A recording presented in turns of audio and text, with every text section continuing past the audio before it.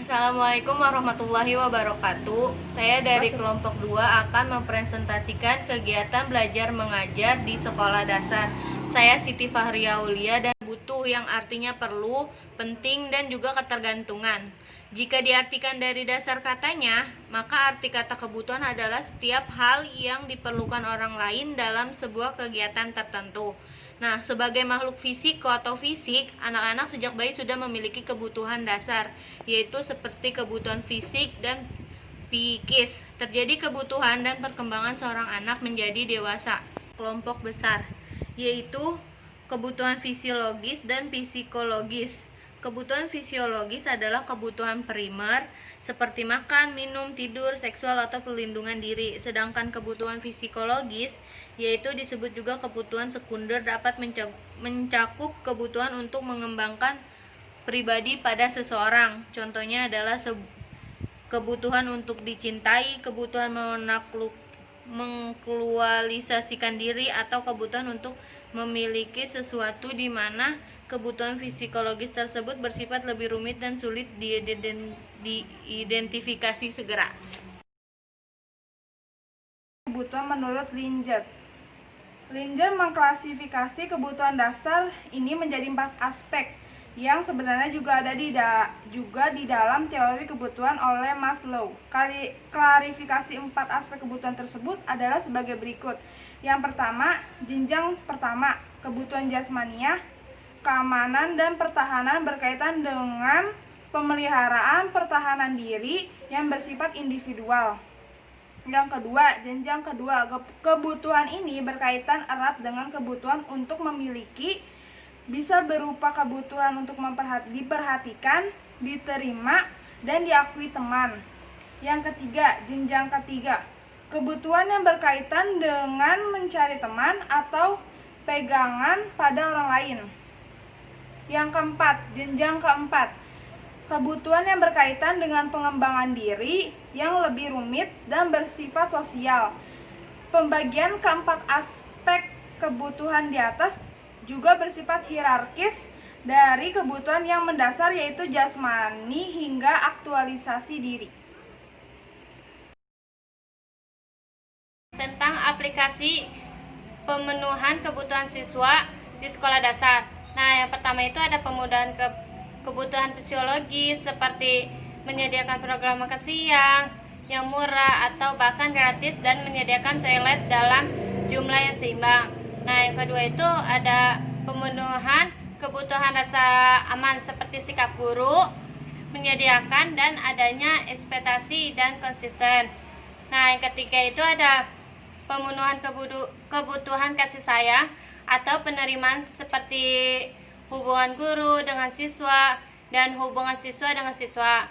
Nah, selanjutnya itu ada 4. Yang keempat itu ada pemenuhan kebutuhan harga diri. Contohnya itu mengembangkan harga diri siswa, penghargaan dari pihak lain, pengetahuan dan pemahaman dan estetik. Yang terakhir itu ada pemenuhan kebutuhan aktualisasi diri. Nah, contohnya itu memberikan kesempatan kepada siswa untuk melakukan hal yang terbaik, kebebasan pada siswa untuk menggali dan menjelajah kemampuan dan potensi yang dimiliki.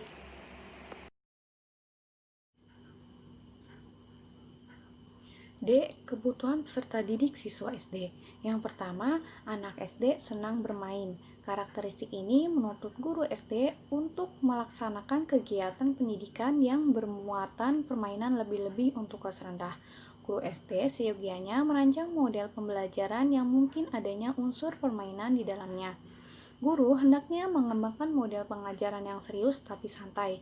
Penyusunan jadwal pelajaran hendaknya diselang-seling antara mata pelajaran serius seperti IPA, matematika, dengan pelajaran yang mengandung unsur permainan seperti pendidikan jasmani atau seni budaya dan keterampilan. 2. Anak SD senang bergerak. Orang dewasa dapat duduk berjam-jam, sedangkan anak SD dapat duduk paling lama sekitar 30 menit. Oleh karena itu, guru hendaknya merancang model pembelajaran yang memungkinkan anak berpindah atau bergerak. Menyuruh anak untuk duduk rapi untuk jangka waktu yang lama dirasakan anak sebagai siksaan. 3. Anak usia SD senang bekerja dalam kelompok. Anak usia SD dalam pergaulannya dengan kelompok sebaya, mereka belajar aspek-aspek penting dalam proses sosialisasi, seperti belajar memenuhi aturan-aturan kelompok, belajar setia kawan, belajar tidak tergantung pada diterimanya lingkungan, belajar menerimanya tanggung jawab, belajar bersaing dengan orang lain secara sehat atau sportif, mempelajari olahraga, dan membawa implikasi bahwa guru harus merancang model pembelajaran yang memungkinkan anak untuk bekerja atau belajar dalam kelompok, serta belajar keadilan dan demokrasi. Karakteristik ini membawa implikasi bahwa guru merancang model pembelajaran yang memungkinkan anak untuk bekerja atau belajar dalam kelompok. Guru dapat meminta siswa untuk membentuk kelompok kecil dengan anggota 3-4 orang untuk mempelajari atau menyelesaikan suatu tugas secara kelompok. 4. Anak SD senang melaksanakan atau melakukan atau memperagakan sesuatu secara langsung. Ditinjau dari teori, perkembangan kognitif, anak SD memasuki tahap operasional konkret. Dari apa yang dipelajari di sekolah, ia belajar menghubungkan konsep-konsep baru dengan konsep-konsep lama. Berdasar pengalaman ini, siswa membentuk konsep-konsep tentang angka, ruang, waktu, fungsi-fungsi, badan pada jenis kelamin, moral, dan sebagainya.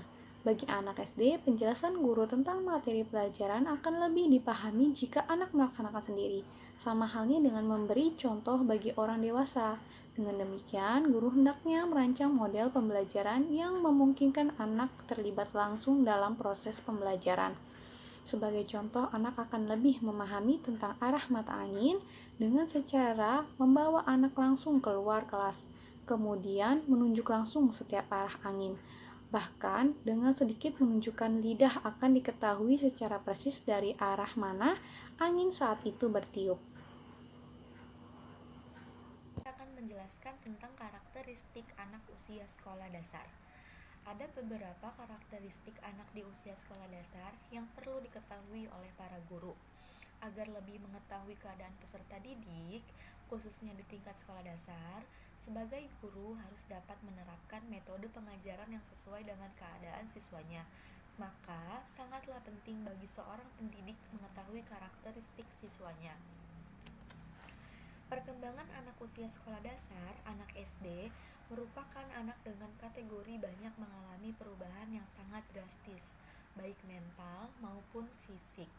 Usia anak SD yang berkisar antara 6-12 tahun, menurut Seifert dan Hafung, memiliki 3 jenis perkembangan. Yang pertama itu perkembangan fisik. Di perkembangan fisik ini mencakup pertumbuhan biologis, misalnya pertumbuhan otak, otot, dan tulang. Pada usia 10 tahun, baik laki-laki maupun perempuan, tinggi dan berat badannya bertambah kurang lebih 3,5 kg. Namun, setelah usia remaja yaitu 12-13 tahun, anak perempuan berkembang lebih cepat daripada anak laki-laki. Menurut Sumantri dan kawan-kawan tahun 2005. Yang pertama, usia masuk kelas 1 SD atau MI berada dalam periode peralihan dari pertumbuhan cepat masa anak-anak awal ke suatu fase perkembangan yang lebih lambat. Ukuran tubuh anak relatif kecil perubahannya selama tahun-tahun di SD.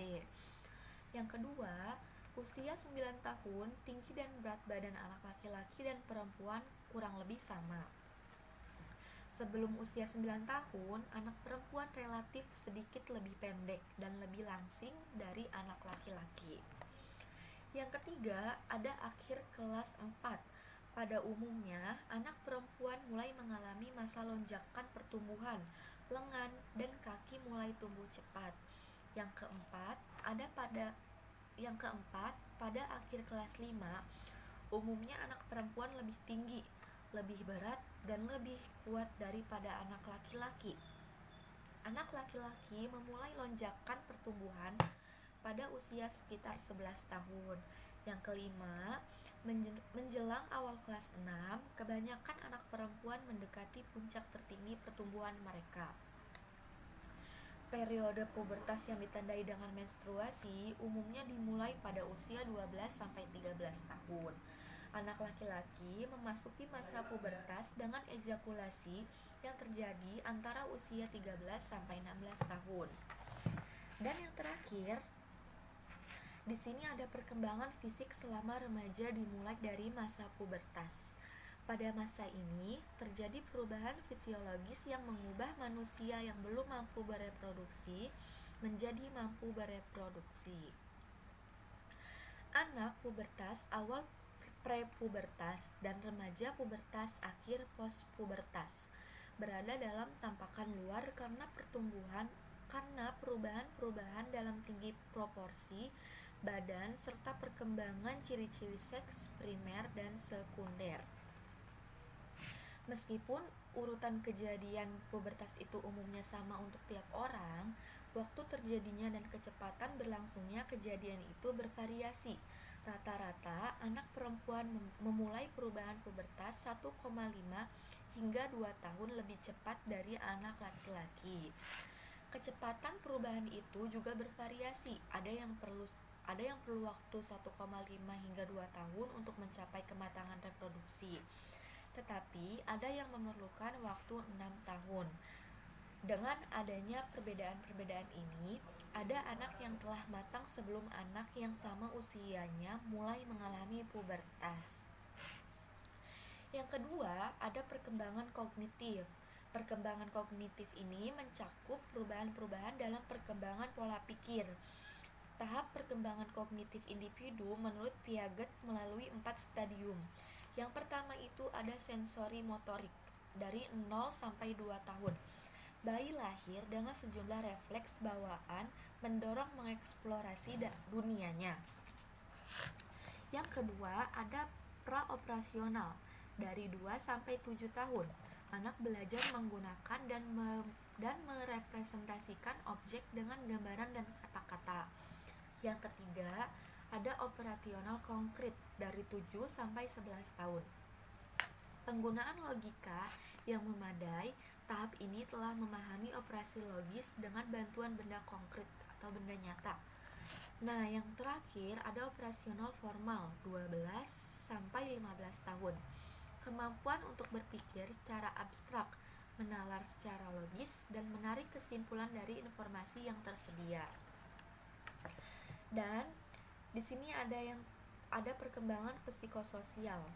Menurut J.H. Fighthurst mengemukakan bahwa setiap perkembangan individu harus sejalan dengan perkembangan aspek lain seperti diantaranya adalah aspek psikis, moral, dan sosial. Perubahan-perubahan dalam tinggi proporsi badan serta perkembangan ciri-ciri seks primer dan sekunder. Meskipun urutan kejadian pubertas itu umumnya sama untuk tiap orang, waktu terjadinya dan kecepatan berlangsungnya kejadian itu bervariasi. Rata-rata anak perempuan memulai perubahan pubertas 1,5 hingga 2 tahun lebih cepat dari anak laki-laki. Kecepatan perubahan itu juga bervariasi. Ada yang perlu waktu 1,5 hingga 2 tahun untuk mencapai kematangan reproduksi. Tetapi ada yang memerlukan waktu 6 tahun.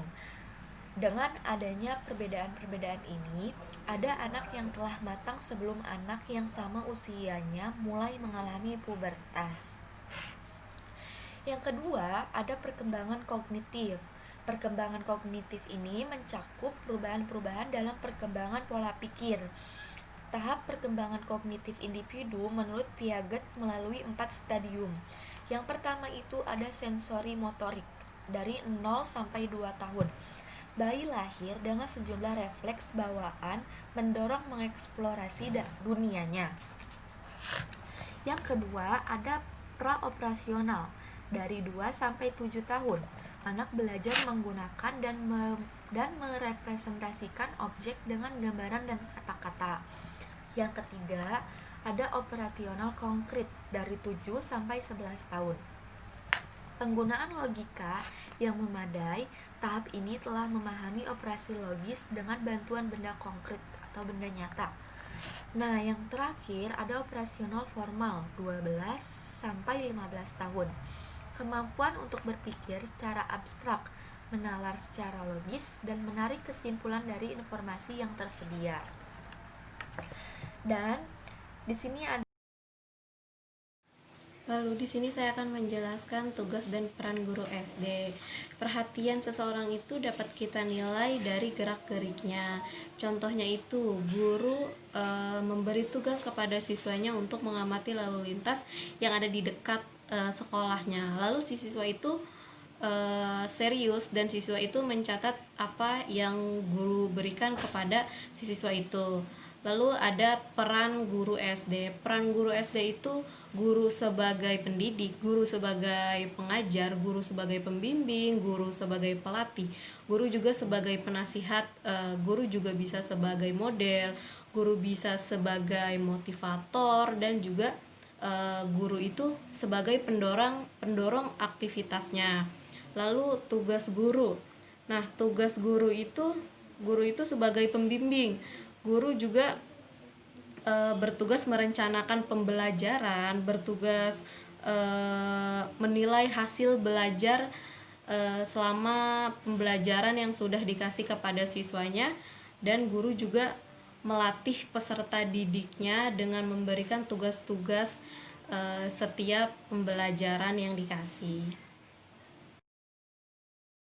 Saya Nifta Priani ingin melanjutkan presentasi dari Suci Lupitasari. D. Implikasi karakteristik peserta didik.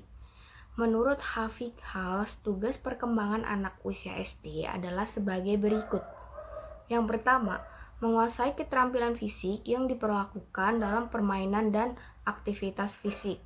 Yang kedua, membangun hidup sehat mengenai diri sendiri dan lingkungan. Yang ketiga, belajar bergaul dan bekerja dalam sekelompok sebaya. Yang keempat, belajar menjalankan peranan sosial sesuai dengan jenis kelamin. Yang kelima, mengembangkan keterampilan dasar dalam membaca, menulis, dan berhitung agar mampu berpartisi dalam masyarakat. Yang keenam,